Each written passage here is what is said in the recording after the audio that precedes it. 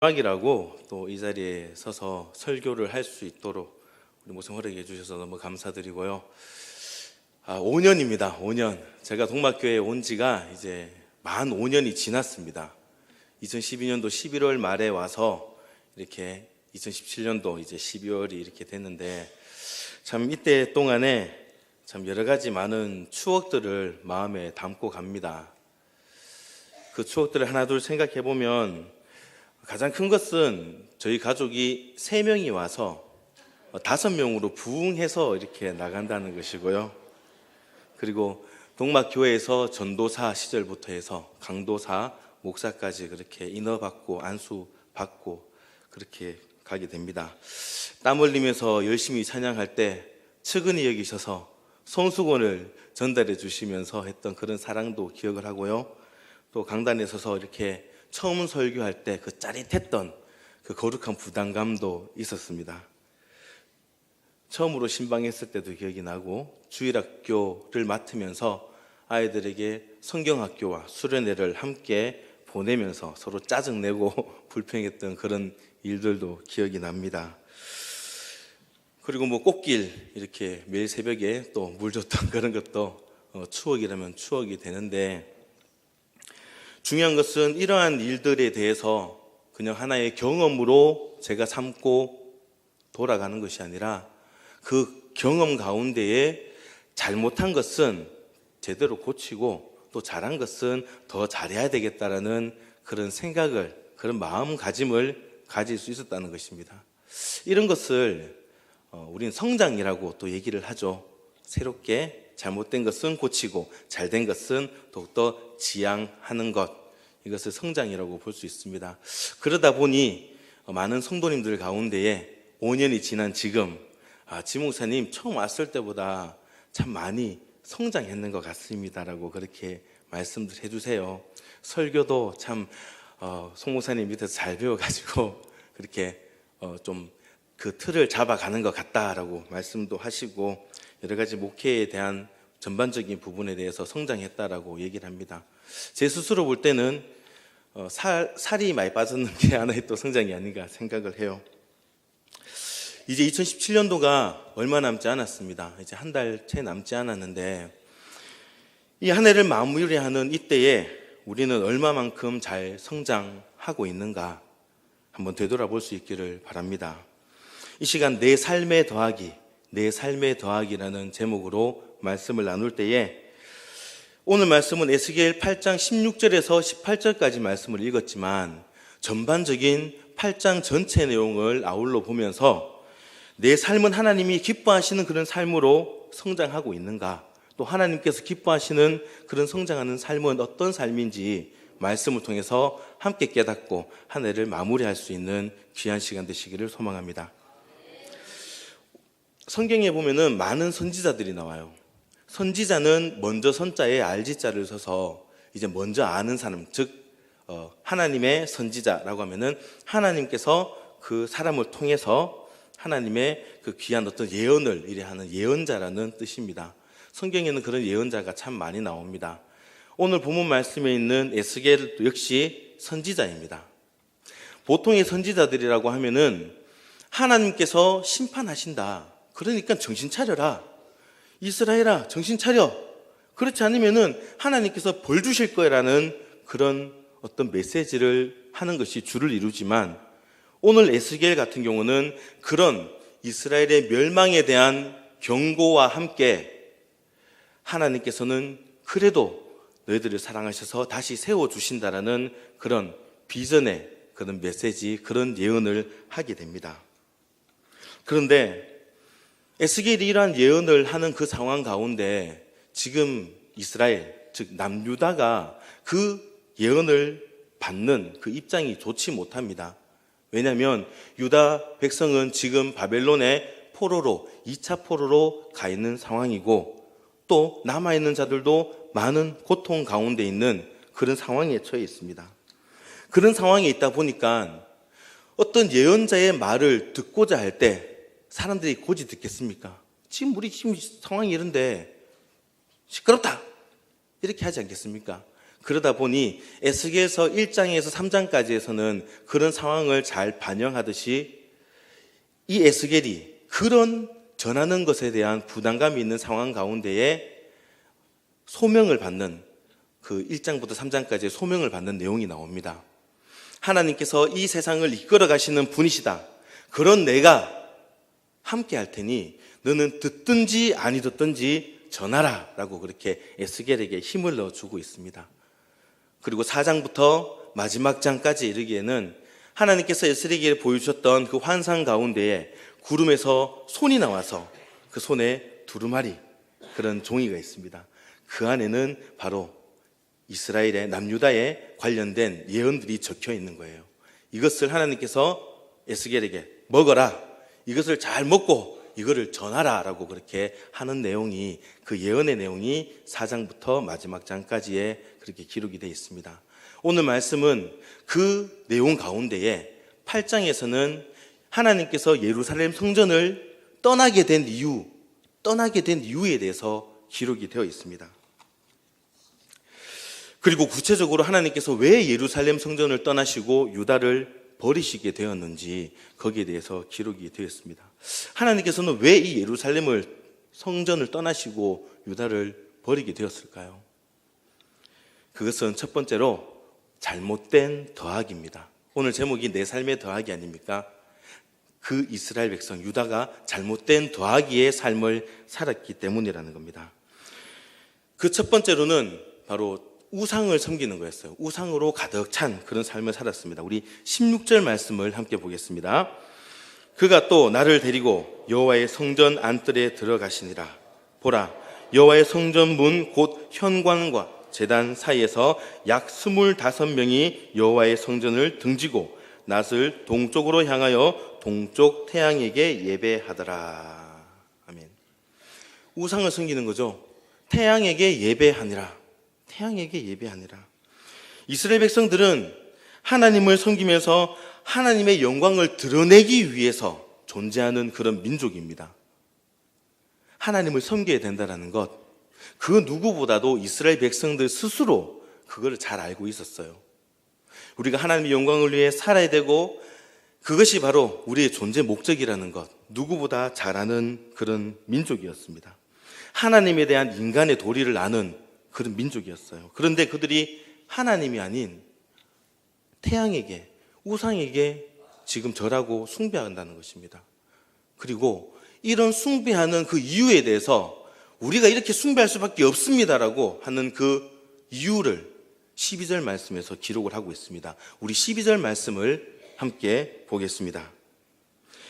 그들이 이르기를 여호와께서 우리를 보지 아니하시며 여호와께서 이 땅을 버리셨다 하느니라. 아멘.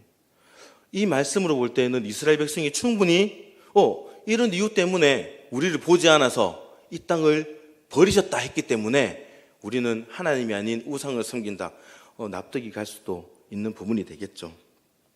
하지만 이 이야기를 한 장로들이 이런 이야기를 할 수밖에 없었던 그 상황이 있습니다. 당시 유다는 지금 바벨론의 1, 2차 포로로 잡혀가 있는 상황이고 많은 사람이 죽임을 당했고 땅은 황폐화되었고 또 남은 사람들도 굶주림에 또 질병에 허덕이고 있는 상황이었습니다. 그런 상황을 봤을 때에 그 백성들이 하나님 우리를 지켜주신 하나님이라고 하셨으면서 지금 우리 꼴이 이게 뭡니까? 그래서 이렇게 우리를 보지 아니하시지 않습니까? 라고 그렇게 변명을 하는 거예요. 이 이스라엘의 장로들 가운데 몇 분들은 이제 이렇게 우리가 하나님을 섬기지 않는 이유에 대해서 이런 변명을 이야기하고 있습니다. 그런데 과연 하나님께서 이 유다를 정말 버리신 것일까요?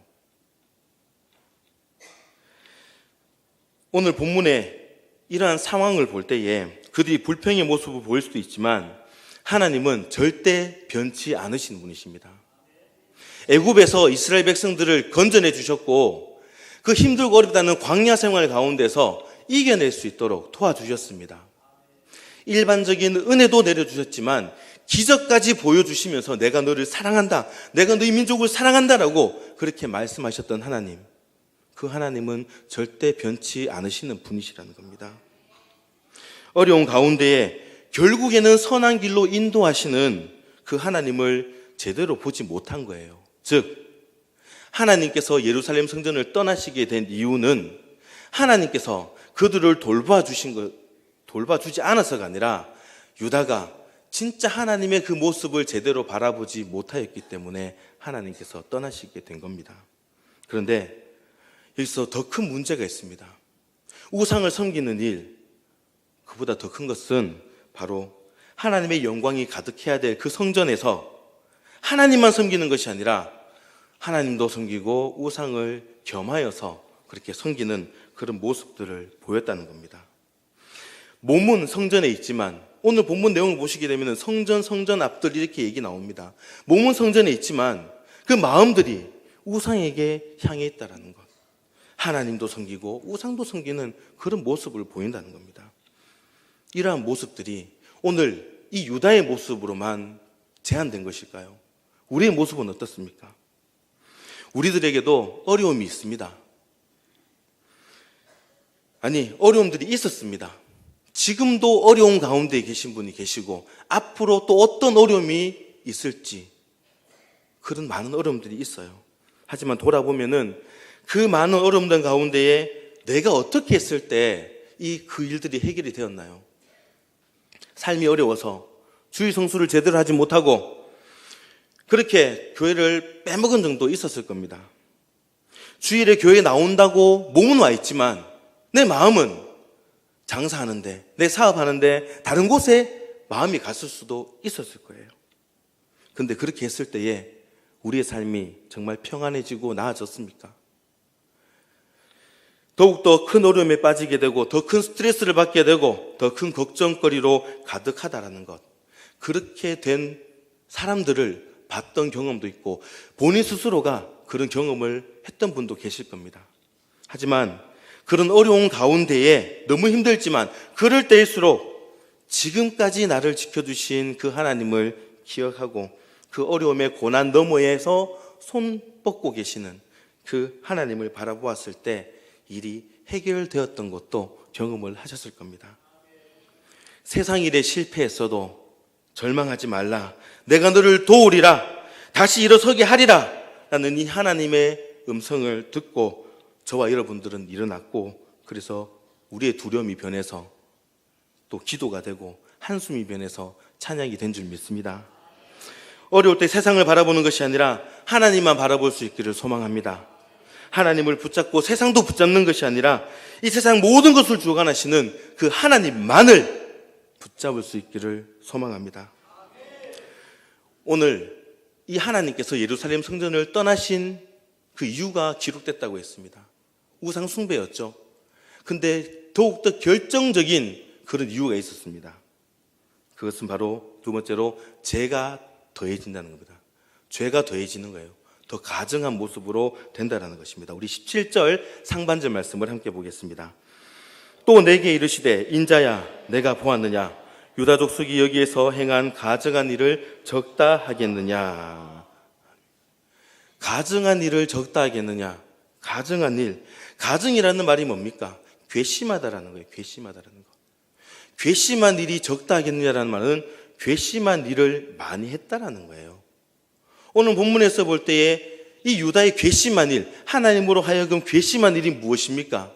우상을 섬기는 것, 하나님도 섬기고 우상을 겸해서 섬기는 것, 그게 괘씸한 거 아닙니까?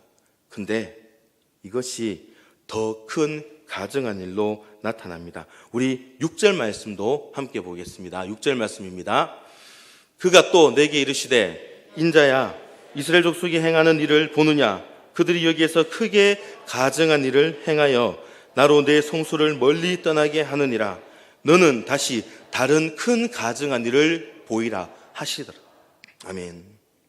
우상 숭배 자체가 하나님을 노엽게 하는 그런 일임에도 불구하고 그보다 더 가증한 일을 하나님께서 에스겔에게 말하는 거예요. 에스겔아, 이스라엘 유다 민족이 이런 우상 숭배하는 그런 가증한 모습 보이는데 이보다 더 가증한 일을 네가 보게 될 거다라고 그렇게 말씀을 하는 거예요. 그 가증한 일의 첫 번째는 5절 말씀에 이런 우상의 질투의 우상이라고 이렇게 나와 있습니다. 더 가증한 일 해서 첫 번째는 5절에서 질투의 우상으로 나타나게 되고, 그리고 그걸로 끝나는 것이 아닙니다. 6절에서는 더 가증한 일이 있다고 소개하면서 7절에서 12절까지 말씀 가운데에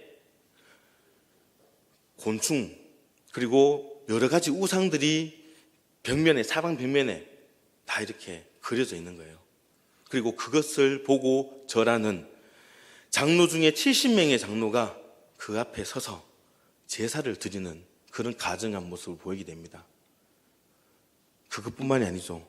13절에 이보다 더 큰 가증한 일이 있다고 얘기를 하면서 14절에는 단무스를 위해서 애곡한다고 합니다. 단무스 역시 우상의 한 종류입니다. 그리고 15절에 또 더 큰 가증한 일이 있다고 하면서 금방 읽었던 16절 말씀에 태양을 보고 예배한다라고 그렇게 얘기를 하고 있습니다. 이런 우상 숭배가 계속 더해지는 거예요. 내 삶의 더하기가 하나님을 향해서 기뻐하는 모습으로 더해지는 것이 아니라 우상을 숭배하는 그 모습에서 더 가증한 일로, 그것이 하나님이 기뻐하지 않는 일로 계속 더해지기 때문에 하나님께서 예루살렘 성전을 떠나게 된 것입니다. 우상 숭배에 대해서 그토록 하나님께서 하지 말라고 하셨는데 그들은 이에 대한 회개가 아닌 더 가증한 일로 하나님 앞에 보이게 된다는 것입니다. 이러한 일들, 더 가증스러운 일들, 오늘 성경에는 유다 민족이 그렇게 했다라고 할 것이라고 예언을 하고 있지만 오늘 우리의 모습에서 이렇지 않다라고 어떻게 장담하겠습니까? 우린 연약한 존재입니다. 연약하다 보니까 하나님을 바라보지 못하고 넘어질 때도 있어요. 문제는 한번 넘어졌을 때 일어나고 또다시 넘어진다는 겁니다. 내가 하나님을 바라보지 못하고 내가 뭔가 잘못했을 때에 넘어졌다면 이거 정말 하나님이 기뻐하시는 일이 아니었구나라고 회개하고 하나님이 기뻐하시는 일로 더해지고 더해져야 될 텐데 우리는 계속해서 그런 하나님 보시기에 기뻐하지 않는 일로 우리 삶이 더해져 가고 있지는 않습니까? 그런데 오늘 말씀을 제가 묵상하면서 이 말씀을 보면서 굉장히 좀 섬뜩했습니다. 그것은 이러한 더 큰 가증한 일을 행했을 때에 하나님께서 유다에 대한 반응입니다. 우리 18절 말씀을 함께 보겠습니다. 18절입니다. 그러므로 나도 분노로 갚아 불쌍히 여기지 아니하며 긍휼을 베풀지도 아니하리니 그들이 큰 소리로 내 귀에 부르짖을 자라도 내가 듣지 아니하리라. 아멘. 하나님은 긍휼의 하나님이십니다. 우리를 불쌍히 여겨주시고 긍휼히 여겨주시는 그 하나님이세요. 하나님은 그런 속성을 가지고 계십니다. 그런데 오늘 말씀이 어떻게 합니까? 나도 분노로 갚아 불쌍히 여기지 않겠다, 긍휼을 베푸지 않겠다라고 얘기를 하세요. 그리고 하나님은 어떤 하나님이십니까?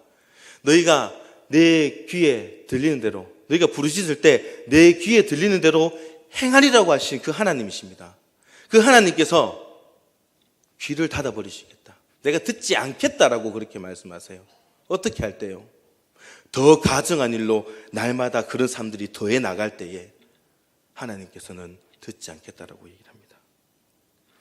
우리의 잘못된 모습, 내 삶의 더하기가 하나님이 기뻐하시지 않는 그런 일들로 더해져 갈 때에 하나님께서 우리에 대한 반응이 이렇다면은 여러분들 무섭지 않습니까?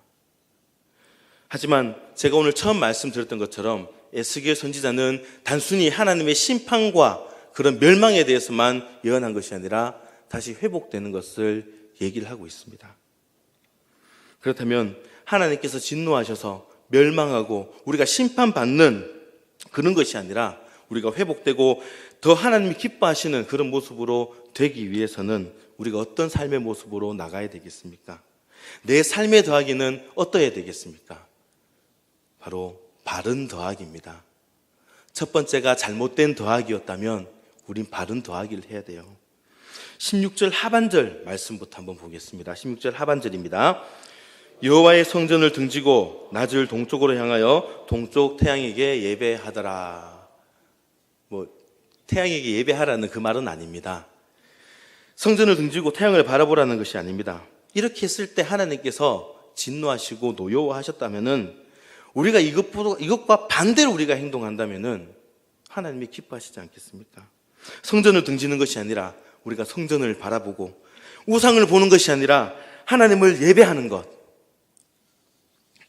이것을 앞에 있는 더 가증한 일들에 대해서 적용한다면은 이렇게 나타납니다.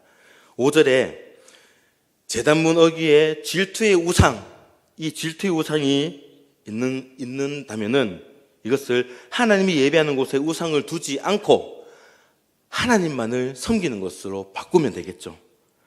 그리고 12절 말씀에 각양 곤충들과 짐승들 우상들이 그려져 있는 것, 사방 벽에 꽉 차게 우상을 그리는 것, 이것이 우리가 변해서 하나님을 내 마음에 그리는 것, 내 마음에 하나님을 꽉 차게 그리는 것. 그래서 어떠한 고난이 와도 그것조차 하나님의 은혜로 알고 감사의 마음으로 여기는 것으로 바꿀 수가 있을 겁니다. 그리고 또 하나 14절에서 단무스를 위해서 여인들이 눈물을 흘리고 애곡을 해요. 이것을 우리는 그렇게 하는 것이 아니라 나를 도와주시고 승리케 하시는 그 하나님을 바라보며 흘리는 간절한 눈물, 그리고 감사의 눈물을 흘리는 것, 이것으로 변화가 되지 않겠습니까? 그리고 금방 말씀드렸던 16절에서 태양에게 예배하는 것, 성전을 등지고 우상을 바라보면서 예배하는 것이 아니라 성전을 바라보고 하나님을 예배하는 것으로 바뀐다면은 하나님께서 진노와 멸망이 아닌 기뻐하시지 않겠습니까? 이러할 때에 18절 말씀, 내가 너희를 긍휼히 여기지 아니하고 똑같이 내가 너희를 갚아주고 그리고 내 귀에 들리는 대로 내가 듣지 않겠다라고 했던 그 말씀도 이렇게 바뀔 수 있을 겁니다. 나는 긍휼의 하나님이고 내가 부르짖을 때에 내 귀에 들리는 대로 행하겠다라고 하나님께서 그렇게 바꾸지 않겠습니까? 우리의 삶은 이렇게 하나님이 기뻐하시는 모습으로 날마다 더해지는 삶이 되어야 될 줄 믿습니다. 결국 이러한 삶은 하나님을 내가 나의 하나님으로, 하나님 됨으로 인정하는 것, 하나님께 모든 것을 맡기고 그 말에 순종하는 것, 즉 경외하는 것으로도 얘기를 할 수 있습니다. 우리 마지막으로 시편 115편 12절과 13절 말씀을 함께 읽겠습니다. 여호와께서 우리를 생각하사 복을 주시되 이스라엘 집도 복을 주시고 아론의 집에도 복을 주시며 높은 사람이나 낮은 사람을 막론하고 여호와를 경외하는 자들에게 복을 주시리로다. 아멘.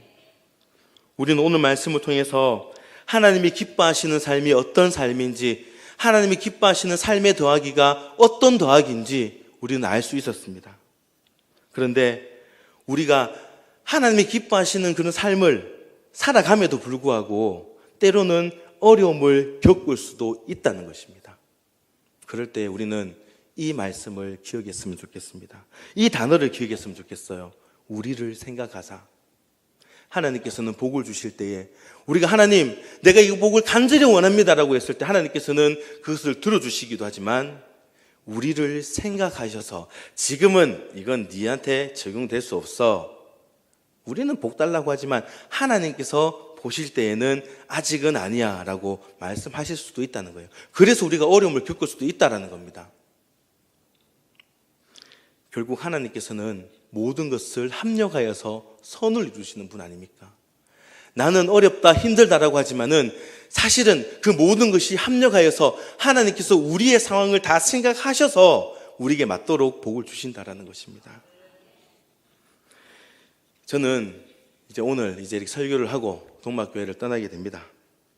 하지만 이것은 더 나은 성장의 과정이라고 생각을 해요. 하나님께서 원하시는 종의 모습으로, 하나님께서 원하시는 목회자의 모습으로 성장하는 과정이라고 생각을 합니다.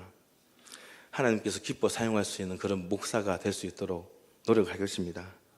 아울러서 우리 동막교회 성도님들도 하나님께서 기뻐 사용하시는 그런 성도로 성장하기를 소망합니다.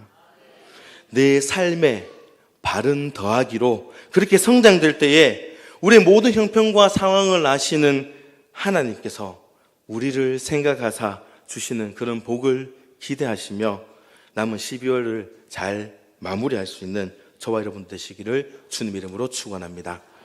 이 시간 주신 말씀 가지고 한번 기도하겠습니다.